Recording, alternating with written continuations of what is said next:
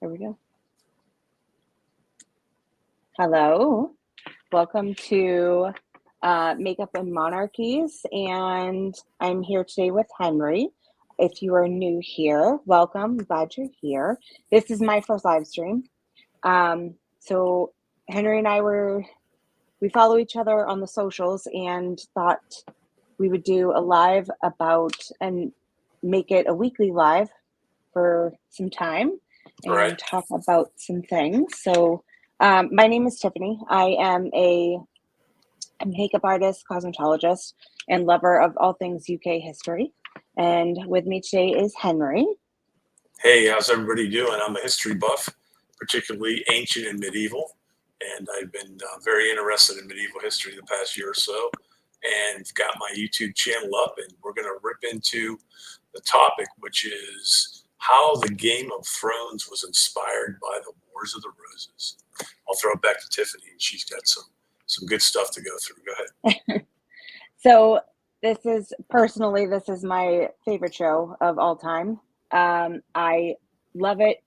I was already into history when I started watching it, and then I started watching it mainly. My dad was like, "You've got to see this." So I watched it, and the parallels that grabbed me right off the bat were incredible. So to intro this, I first want to talk about Westeros itself. Westeros, if you look at it on a map, is basically the British Isle of England, Wales, and Scotland flipped upside down. And like England it's separated by different kingdoms. So England used to be separated into 7 different kingdoms, and it was Alfred the Great that really wanted to make it into one massive country. So back then, Britain was divided between Northumbria, Mercia, Wessex, Sussex, Kent, Essex, and East Anglia. If you've watched the show The Last Kingdom, this may sound very familiar to you.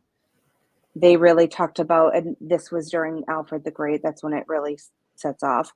So they talk about that, and they refer to all the different towns and cities and what they used to be called, which I find fascinating. So Westeros is a full-sized continent, and it is roughly the same size as South America. But like I said, it's flipped upside down. So on the bottom, we will start with Dorne. Dorne, if you've watched the show, that's where the Martells are from. It is based on Spain with a little Islamic Moorish culture. Think Morocco, Spain area. Dorne could also be referred to or thought of as Cornwall or in the Devon area because of the location. I do lean more towards Spain because of the accent. So there's that. And then when we get into going up more into Westeros, we have the Stormlands, which is a coastal area with high winds. This is where Robert Baratheon was from. So that is southeast England, but it could also possibly be like a medieval Germany. So you may find as we go through a lot of the things like the religion or the characters or the areas are going to be a mesh of a few different things. It's not just going to be this is this. A lot of the characters are multiple medieval, like historical people combined into one character. So we do have the Westerlands, which is ruled by House Lannister. And I don't mean to interrupt you, but you might want to go ahead and click so folks can see us. I think they're just seeing the welcome screen right now. So you might want to flip that around. Yeah, they're just seeing the welcome screen. We're live, but The welcome screen, yeah, is still showing. So we work on that. Yeah, George R. R. Martin was a writer, and he wrote this, I guess, book or script, and it got picked up by HBO, and it got turned into Game of Thrones. And of course, I think there's 7 seasons, and I've watched all of them. And 8. Yep. 8 seasons, excuse me. And when you go ahead and sort of compare it, you can see where he's given interviews where he has said he was inspired by English medieval history and the Wars of the Roses and that type of thing. So, yeah. All right, I am still trying to figure this out, so bear with me. I think we didn't do this. It's not moving in. Yeah, we need to figure that out there. Let's see. I'm going to come back. Maybe that'll do something there.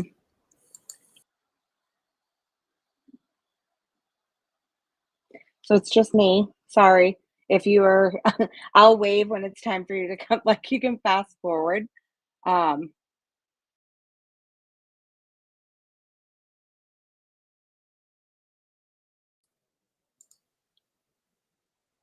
we still got the welcome screen. Let's see.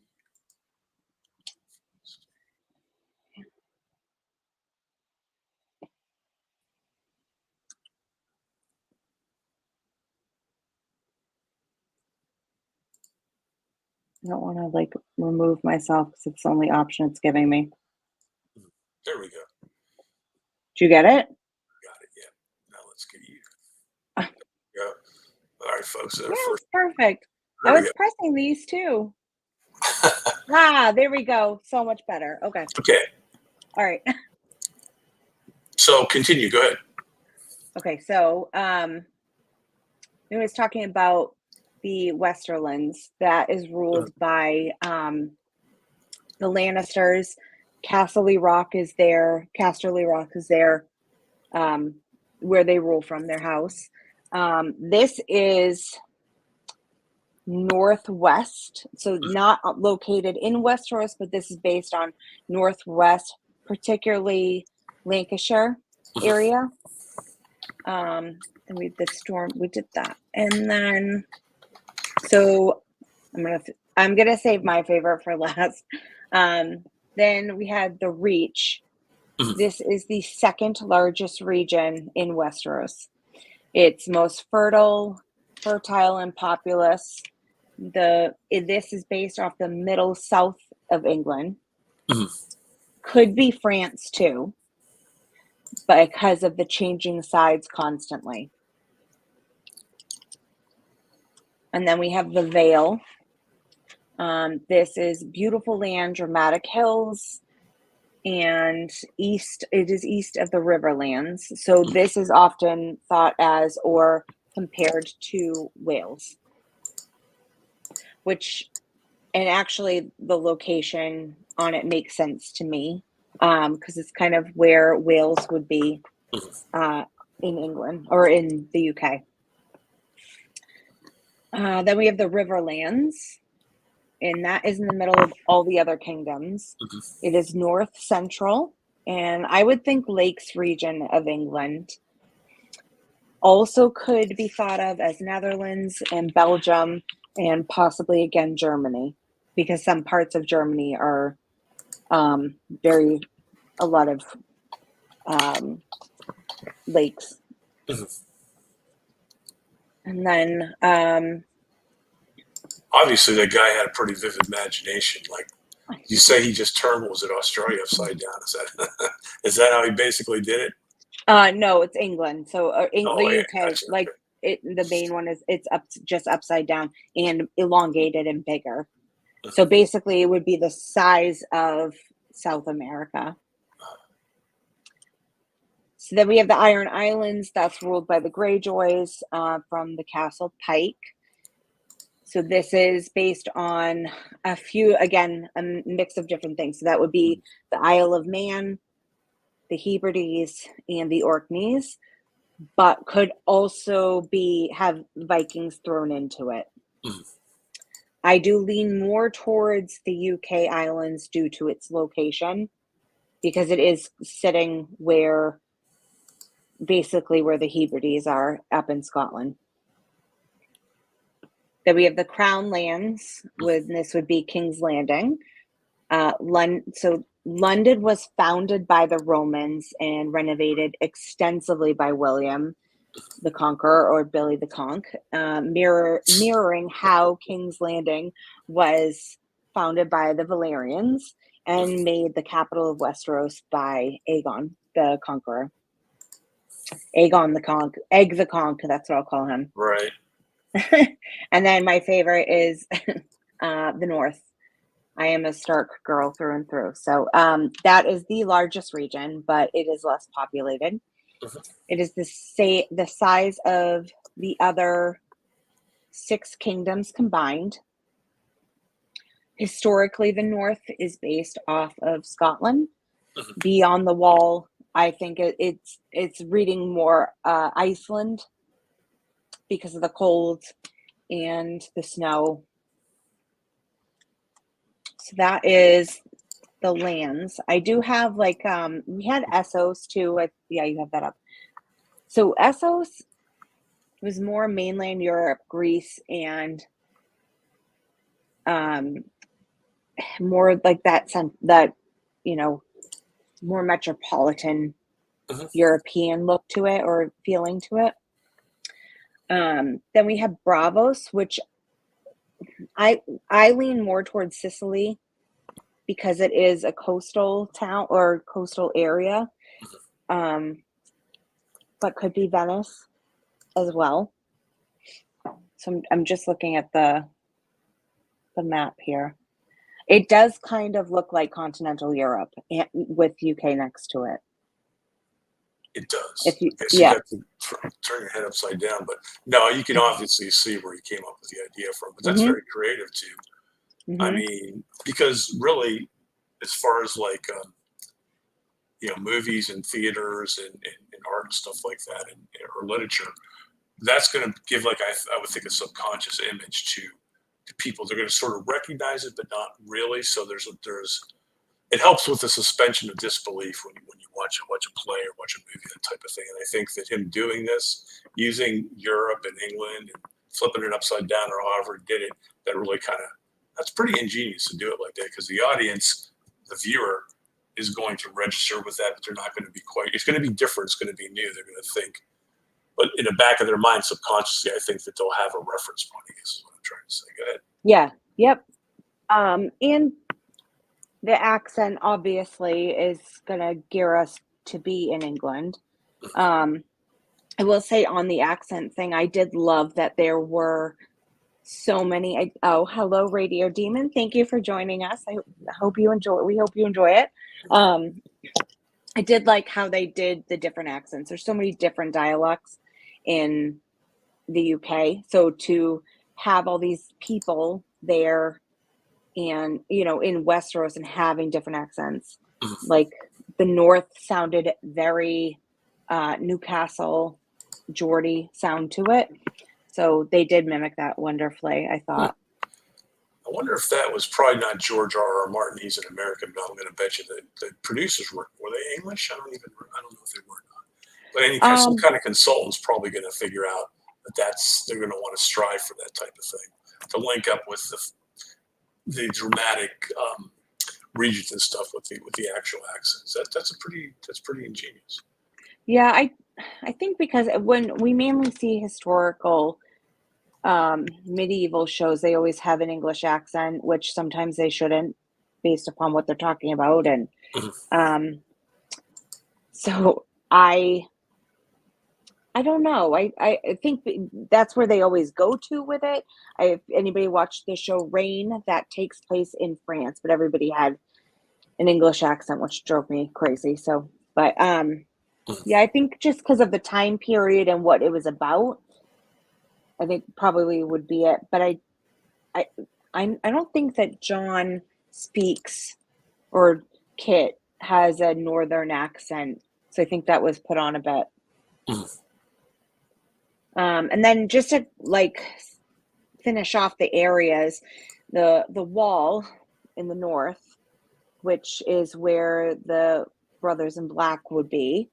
That was based off of Hadrian's Wall, and that was built by the Romans to basically keep out the Picts, now Scottish, out of England. So I liked that they brought that in. So that's the layout of Westeros. And interesting sort of trivia fact: most of the actors were Irish or were trained or come from Ireland, and I think they emigrated over to England and that type of thing. But I didn't hear too many Irish accents in any of the actors in any of the episodes. So I thought that was kind of interesting. Trying to think. Rose Leslie is Scottish. She has a Scottish accent. And then the guy who plays Davos, his was, I think his is his. But that's more Geordie again. He has a very northern accent. So I don't know. I mean, obviously Tyrion is from, or Peter Dinklage is from New Jersey. So that's put on. Oh, he's American. I didn't know that. Yeah, yep. He was an elf too. He's at the end of Elf. He's one of the he's a children's book writer. Yep, he is American. There's a few. Jason Momoa as well. Right. I knew he was an American. Yep. So, do you want to do your slides? Yeah, we've got some slides here. Let me get to them. I just have a few of the actual historical monarchs, the kings, during the Wars of the Roses. So let's see if we can get that. So while I'm doing that, what's your opinion? How close? Well, the characters are like different. They're like not disguised, but like some of them are composite characters. Like Cersei is. Who would you say Cersei is in Game of Thrones? Margaret of Anjou. Okay, all right. I'm an Elizabeth Woodville fan through and through. But I think she's got a little bit of the Elizabeth Woodville character as well, or person, like traits.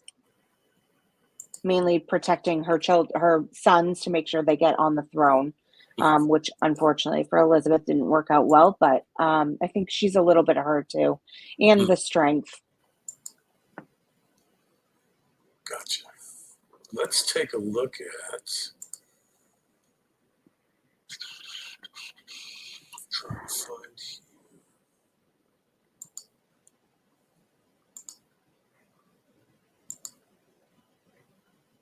But I also Yeah, go ahead while I get this up. I'm just thinking too. I mean, she definitely is based off of Margaret of Anjou, but I don't think I did a video about her, an episode on my channel not long ago, and I don't think Margaret was as bad as she's been portrayed to be. I mean, she was just brought to she was brought to England to marry the king.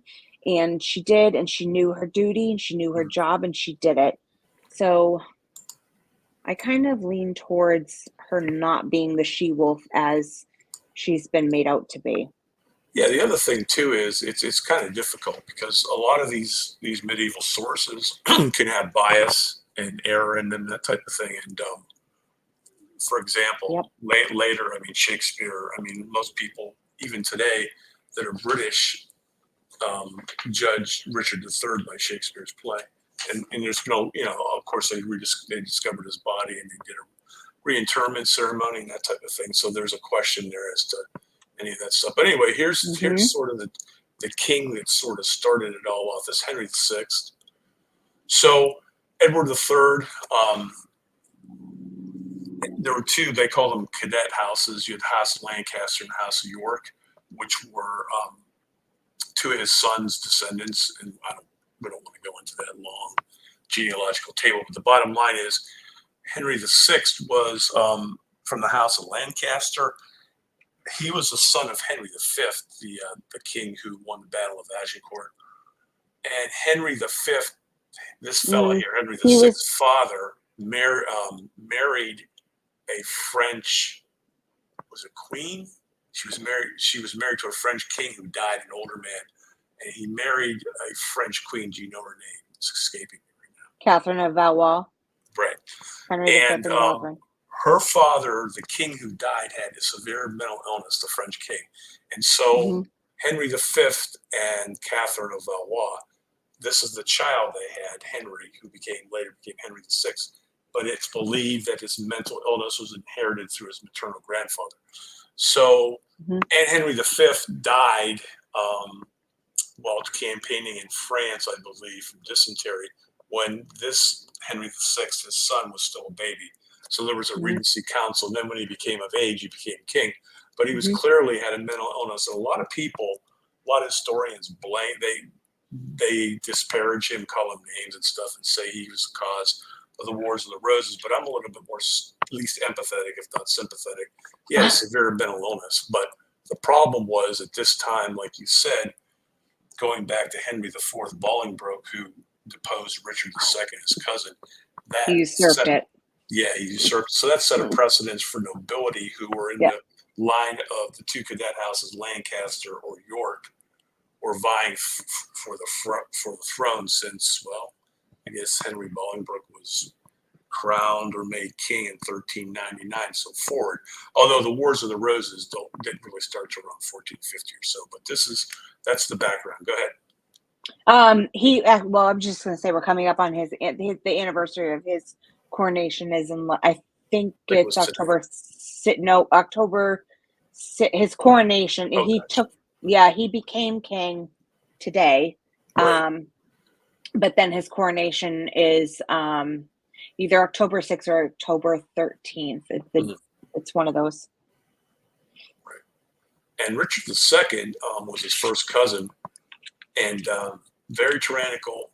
What he ended up doing is confiscating Henry Bolingbroke's property and disinherited him and that type of thing. And, Henry Bolingbroke, who deposed Richard II, later became king, said, screw that, showed up in England, had Richard II deposed or arrested, threw him up in the Tower of London, and he ended up dying there.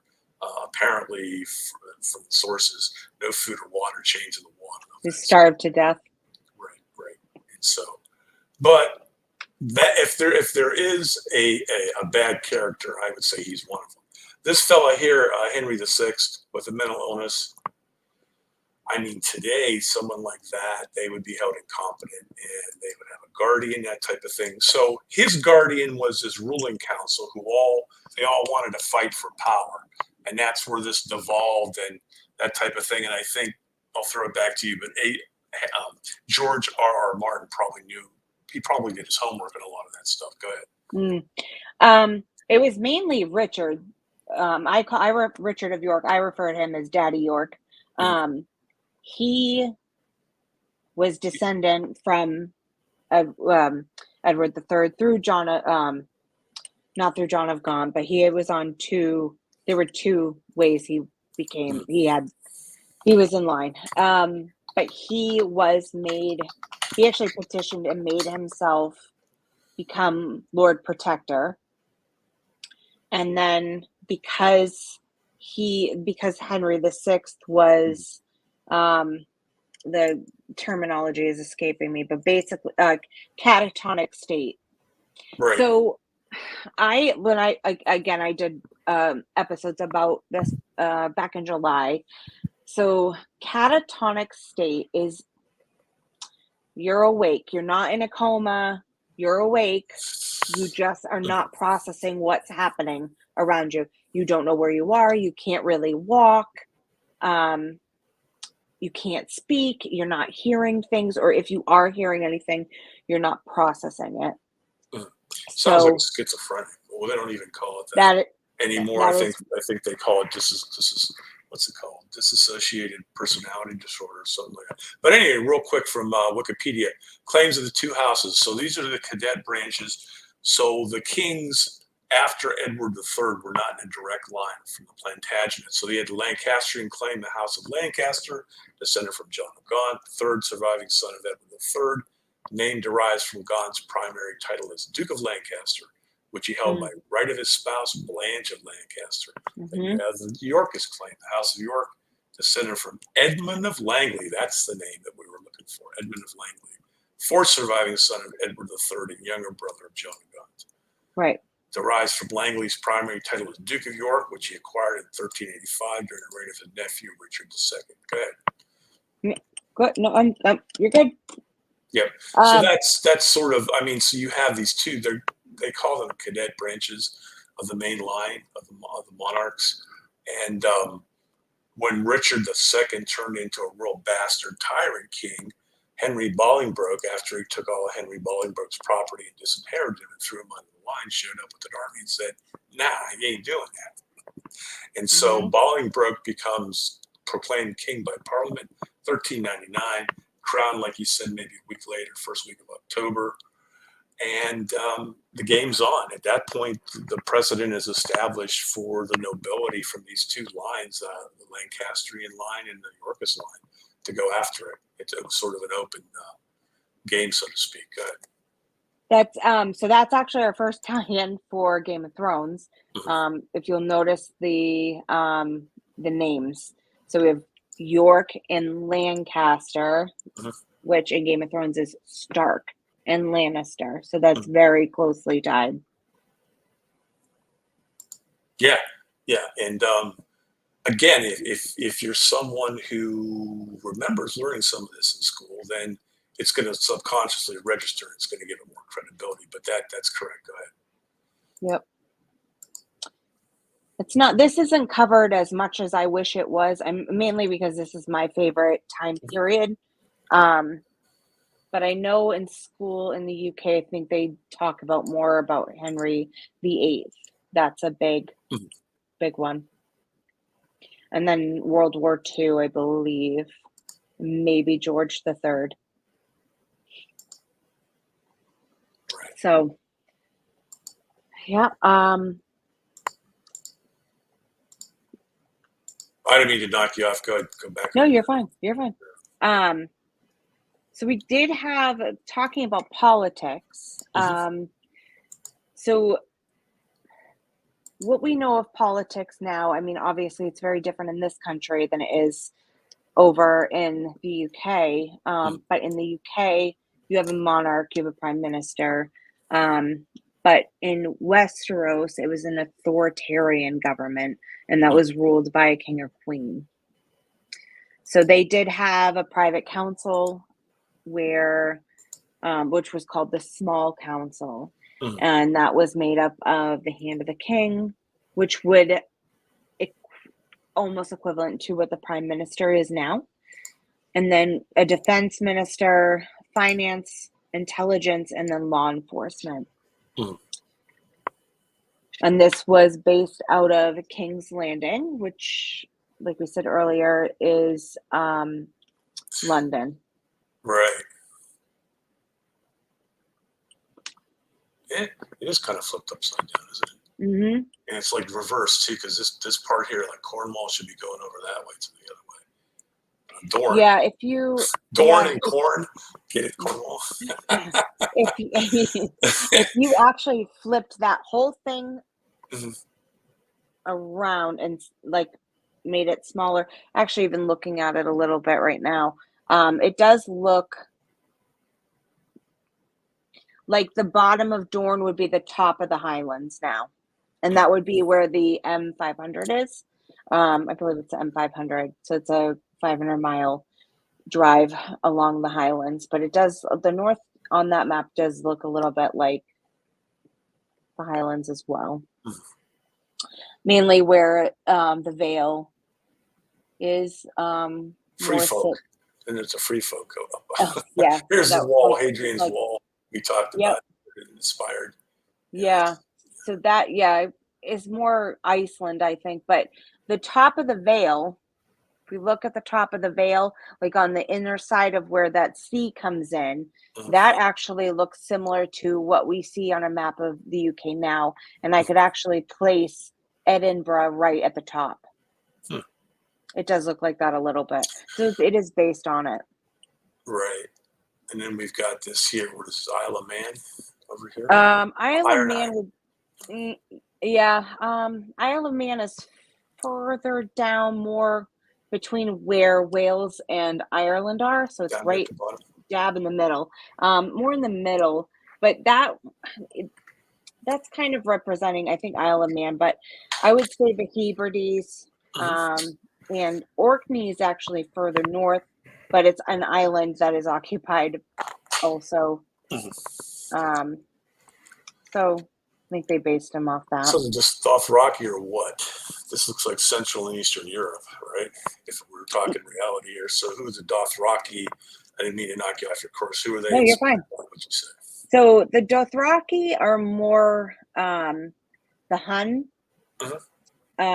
Genghis Khan, Mongols, and a touch of Native American, because they do have a lot of, like, the hair that, their hair was long or it was short. If it was long, that meant they hadn't lost a battle. It was short when they, if they lost a battle, it got cut off. So Who came up with all these names? Did he do that, George R. R. Martin? Yep. Gosh. Yes. Yes, he did. And the languages were his too. Yep. So we didn't talk about Valyria. Getting back to that, Valyria is so that's where the Targaryens came from. And now they, like, if you watch Game of Thrones, and this is obviously after House of the Dragon, in Game of Thrones, Valyria is an ancient place. It's not occupied. So that's more Atlantis feeling, or Rome feeling to me.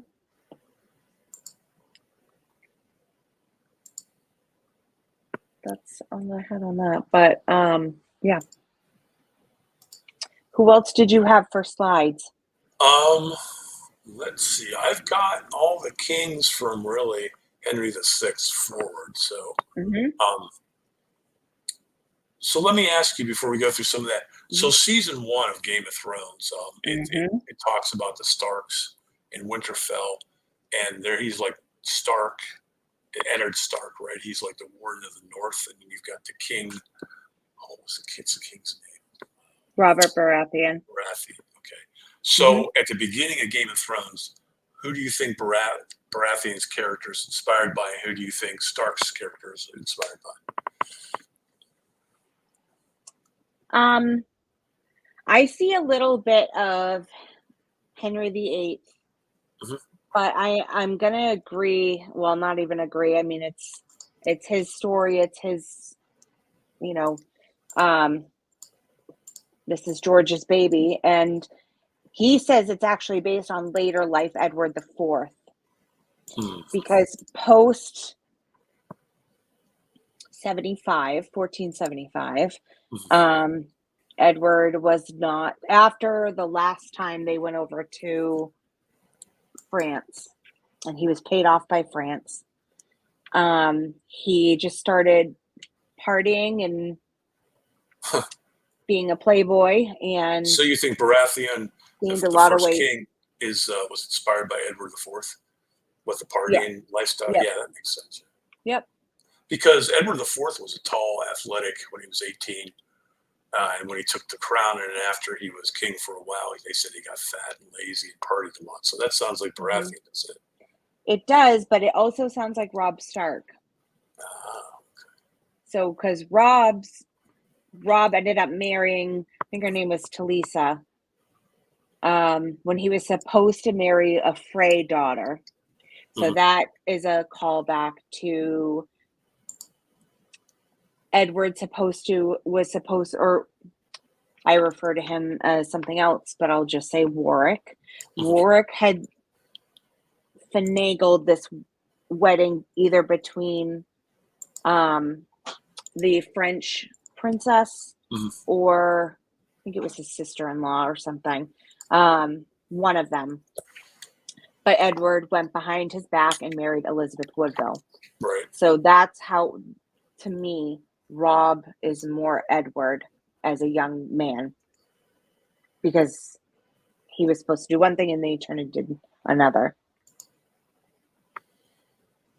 Do you think he's some? There's some Henry VIII in there too. He kind of looks like he's kind of big and chunky and fat and got a beard like Henry VIII. I think a little bit. I think the pompous, yeah, maybe a little bit. Mhm. We didn't really get a Henry VIII character on there, so if I was to equate any of them to him, it would have been Robert Baratheon. Kind of looks like him, pudgy, fat, that type of thing. I know, but that was like, again, maybe it's genetic because Mhm. Edward the Fourth got that way. Maybe that's why Henry got that way as well. Right. That was later in life for Henry, and I do think that has to do with his he had a blood. It's escaping me, but anyways, he had a rare type of blood. Mhm. And if you have that, men who have it and they're like, then it would have been midlife, but now it would be about 30s. Mhm. It could turn into McLeod syndrome, which is thought that's what happened to Henry. He gained a What lot is of that? weight. He What does became that do? very, I mean, what is so McLeod syndrome, the weight gain, irritable, basically a very different person than they were before, very angry about everything, Mhm. flying off the handle with no reason to, which is how Henry became. So it's thought that that's what Henry had. Oh, okay. What about all the this is sort of off the track here, but like all the stillborn children, and he had he was married to the last wife, was too old really to have children, but like all these women that he was married to and he got divorced from or executed or whatever, they all had a lot of miscarriages. Is that part of that disease also? Yep, it's the Henry VIII blood.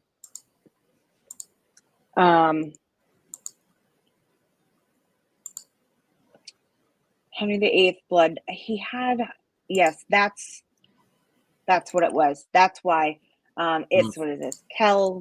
He was Kel positive. So I had to do a lot of research for this for when I did my Henry VIII series at the beginning of the year. Mhm. So basically, if the male is Kel positive, mom is Kel negative. Mom gets is pregnant with a baby, Mhm.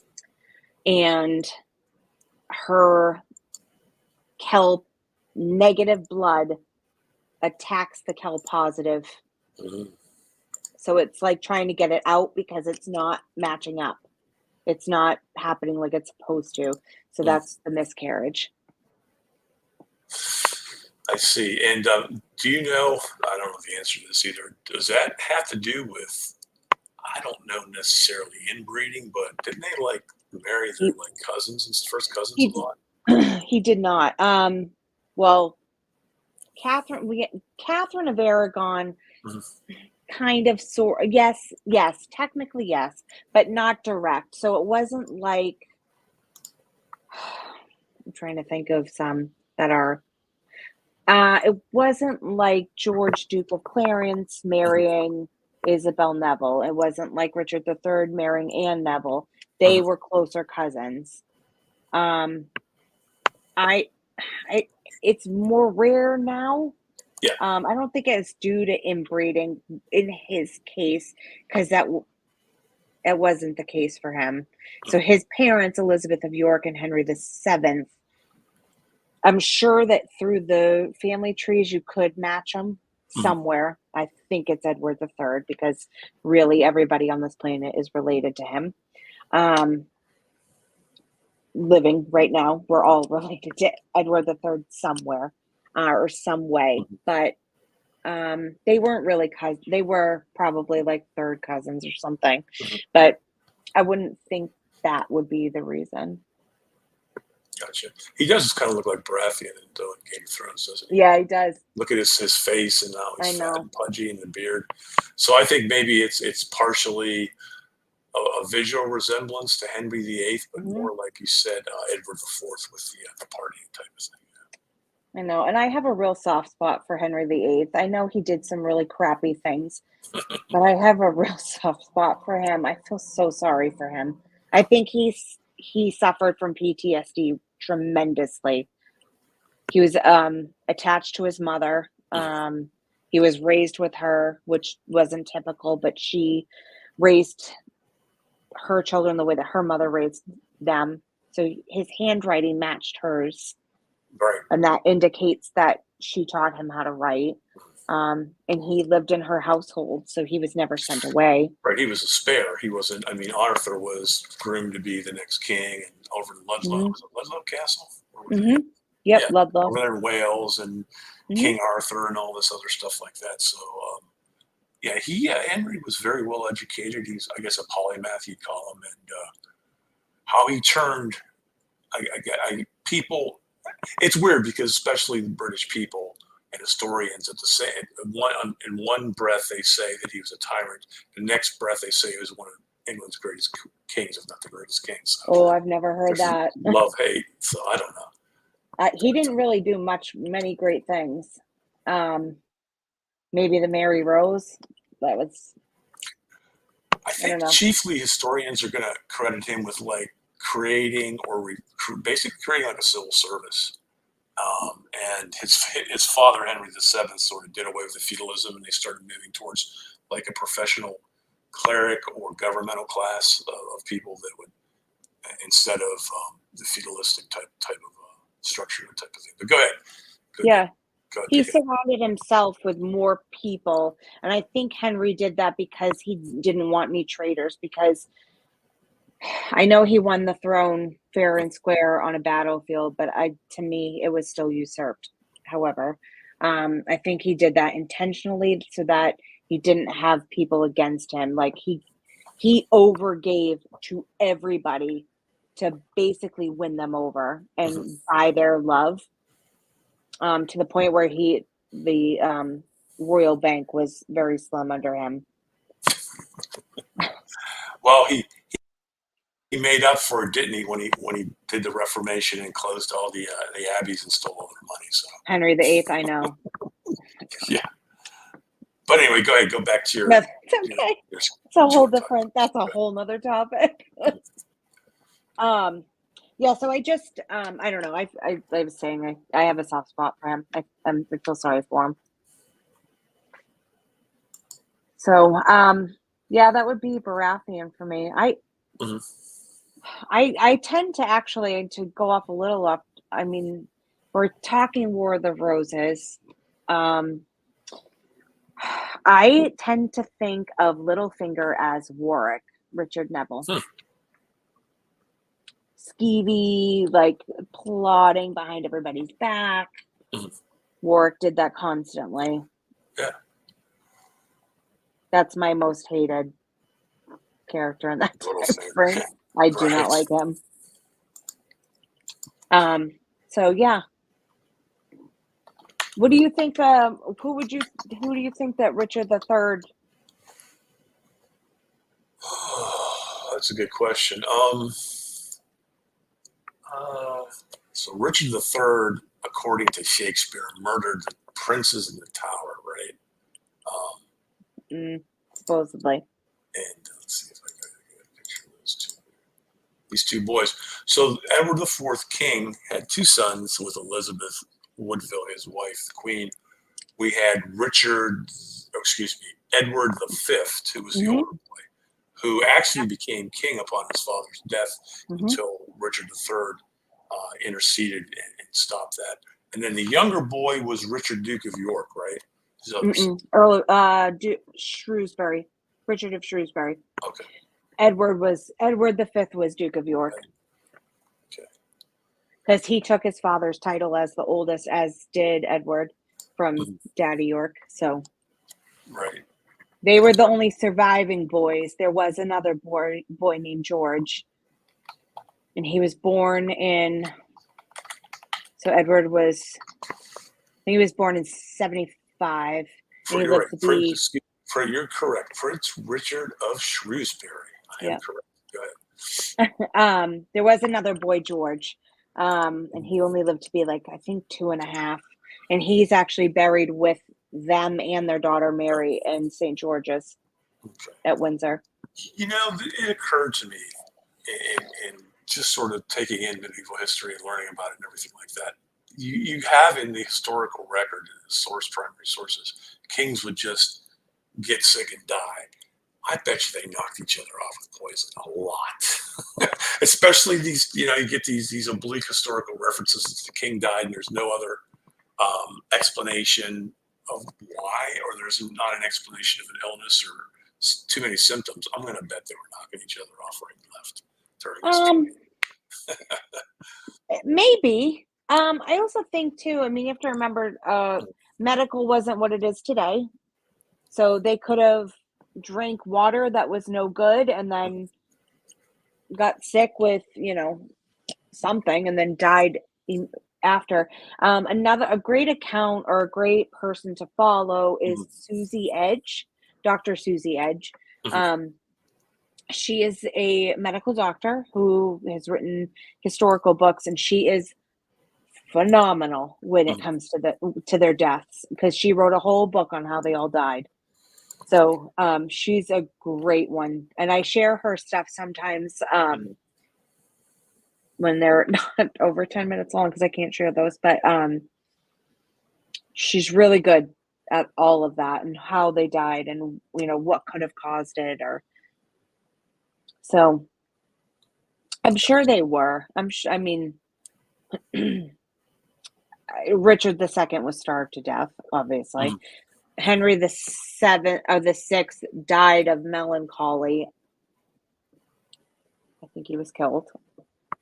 I say that all the time. They opened up his tomb within the past couple hundred years, I believe, or 300 years, and they found that it was a skeleton, but part of his hair was still there. It was matted with blood. I don't know if that's true or not. That could.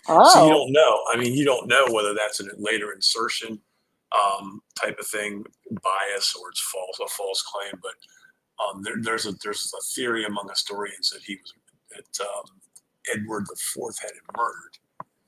Someone beat him over the head and killed him. So, but you would think if they were going to bury him, they would wash the blood out of his hair to hide it. I don't know. No. Wow. I mean, I don't think that they thought anybody. He's buried, in a forget where he's buried, but you're not thinking someone's going to break sacred ground and go into somebody's tomb. I don't know. I think he was. I think Edward had him killed, but yep. So I don't. Yeah.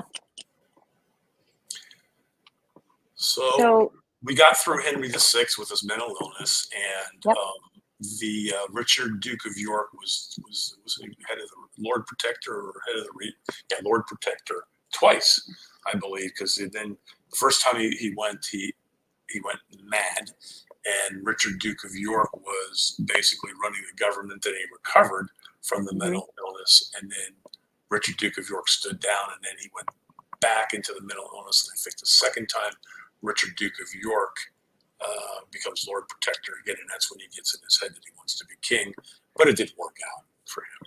Yeah, they actually had him held captive for a while. So he was basically under, I think it was 6 years that Daddy York had him in under house arrest, and Henry was able to be with Margaret of Anjou, but he couldn't go anywhere. So yeah, that's when Richard had him. And that off time that he was not Lord Protector, he was Lieutenant of Ireland, and he was over in Ireland for quite a few years. So back to Game of Thrones. So we've got Baratheon's character, inspired probably by Edward IV and maybe a little bit of Henry VIII, with the resemblance. And then we've got Stark. And who do we say Stark was inspired by? Eddard Stark. I think a little bit of Richard, Daddy York. I do think that a little bit. I think Hastings. Duke of Hastings, or was he Lord Hastings? I think Lord. So he was he was Edward IV's right-hand man Mhm. and stood by his side. They were friends for years, and he helped him rule and would put out, carry his things out for him. So I think that, and then Well, that his, makes sense because really, in the mm, first episode of Game of Thrones, Eddard Stark was very close to Baratheon the king, very reluctant, and he took over like ruling when he was sick, when he was dying, and then the will, they wanted to do a fraud on the will, mhm, and he wrote it, made the king sign of my body, that type of thing, because he knew that what's his name, the young boy, Joffrey. right, who's probably now you get the Princess in the Tower, probably inspired that character. Wasn't really was the son of Cersei and Jaime Lannister, Yeah, brother and sister, which is kind of yeah. Joffrey was actually I think more inspired off Richard II. Boy King, right. tyrannical, like didn't know what he was doing, which then Bolingbroke takes over. But I think more that I haven't. You are correct. William Hastings, first Baron Hastings from Wikipedia, English Yep. nobleman, loyal follower of the House of York during the Wars of the Roses, became a close friend and one of the most important courtiers of King Edward IV, whom he served as Lord Chamberlain. Yes. At the time of Edward's death, he was one of the most powerful and richest men in England. Eddard Stark and Edward Chamberlain, right? So there's where you get the Eddard and Edward from. So yeah, go ahead. Yeah, and also Ned's storyline follows Hastings very closely because once Joffrey takes over, like when Richard III takes over, they don't see eye to eye. Richard has Hastings killed, like Joffrey has Ned killed. Right. Okay. And here's the coat of arms of Sir William Hastings. Let's see if we can share this for people. He's a fascinating guy. Yep. Thank you, Wikipedia. I know. Yeah, I liked him. I mean, I'm a Ned fan too, but William was a good guy, and he really stuck by Edward for a long, long, long time. So yeah.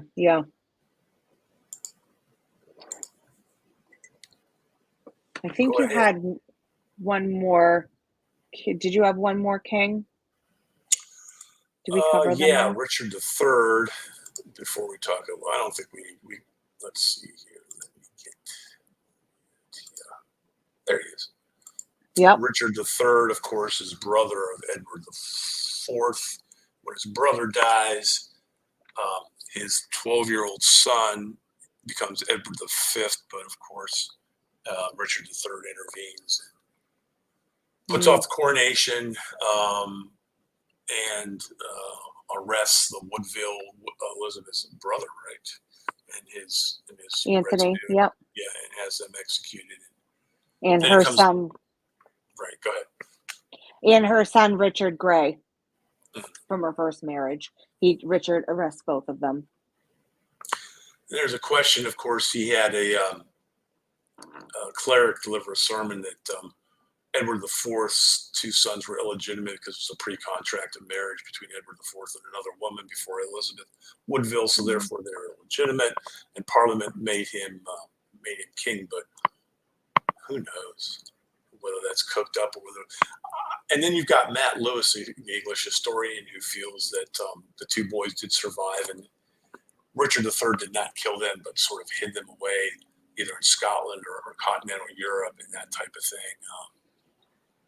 I mean, the problem is we don't have a lot of evidence for that. So the other side of the coin is people go by their belief or historical belief in Richard III based off of the Shakespearean play, which is Right. Tudor propaganda. But go ahead. Kurt, I was just going to say that it's Shakespeare doing bidding, stories for the Elizabethan era, the first Elizabethan era. I say the first because I think we just went through the second, Mhm. but I think for him to kill his own nephews, especially after being so loyal to his brother for so many years, Yeah, I don't think he would have done that. no way, nope. And I'm not a Ricardian by any stretch of Right. the imagination. I'm not. I mean, but it's just not in his character. I don't think it is. The other thing that Matt Lewis brings out is, don't you think Henry Tudor, when he was king, never accused Richard of murdering the two? And don't you think that if there were evidence, he would have brought that out while he was king after Richard III died in battle? Yeah, and that never happened. So who knows? Yeah, that didn't start till I think the early 1500s.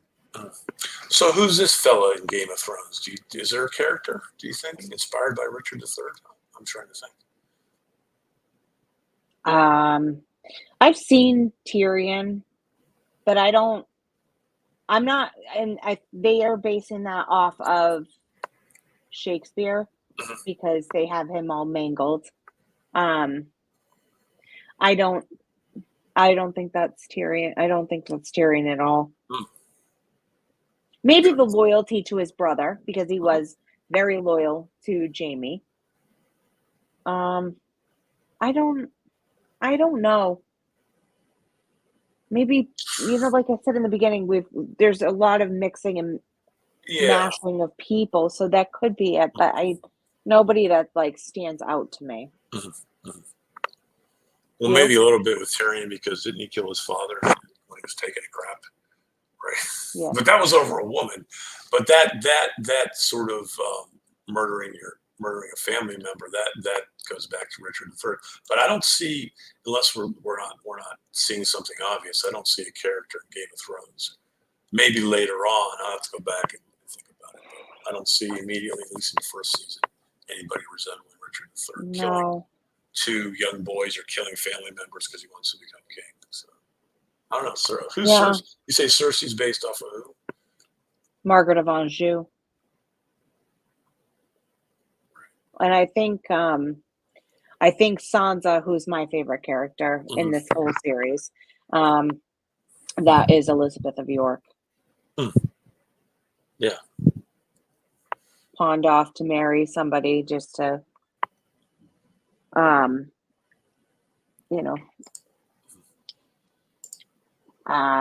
what's the word I want for that? To create alliances, which is what Sansa did multiple times. Twice. No. Well, she doesn't marry Joffrey, so she does it twice. So Tyrion and then Ramsay. Gotcha. Go ahead, continue. Make sure you get through your notes. I know. Well, I just have like government stuff. So I don't know. I could go into the Machiavellian thing and how, what all that, but yeah, I don't we did talk a little bit about this. Medieval Europe, which Westeros is roughly based on that by, they had merchants and guilds and parliament, which they, had that. They would have meetings. The main thing with the politics in this show was power. Who could get the power and how long could they keep it? Right. Yeah. And I think Cersei said it best. It's whether you win or you die. I don't like her, but she was right. Right.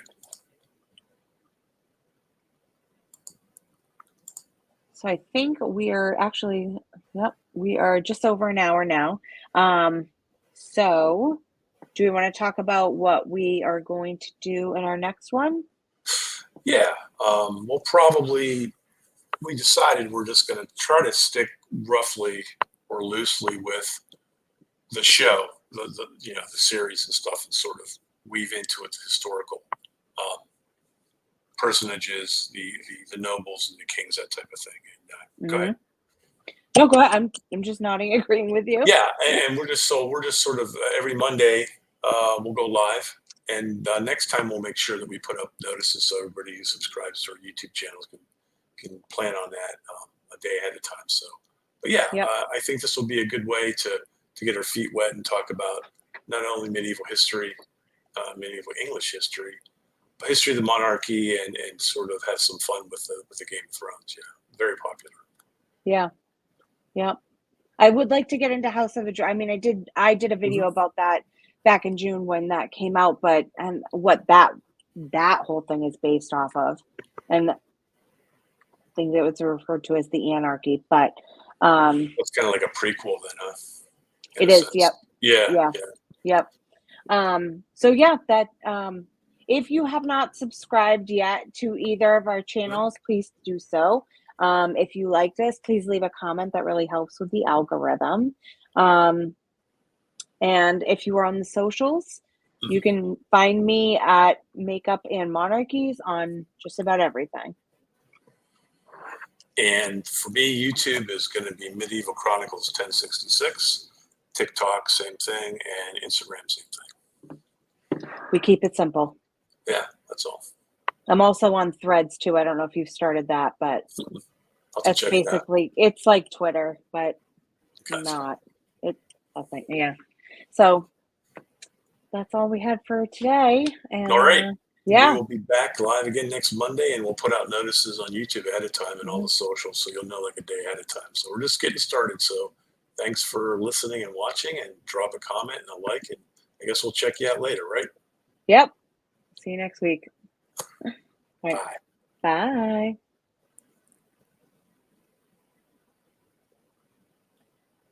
Okay.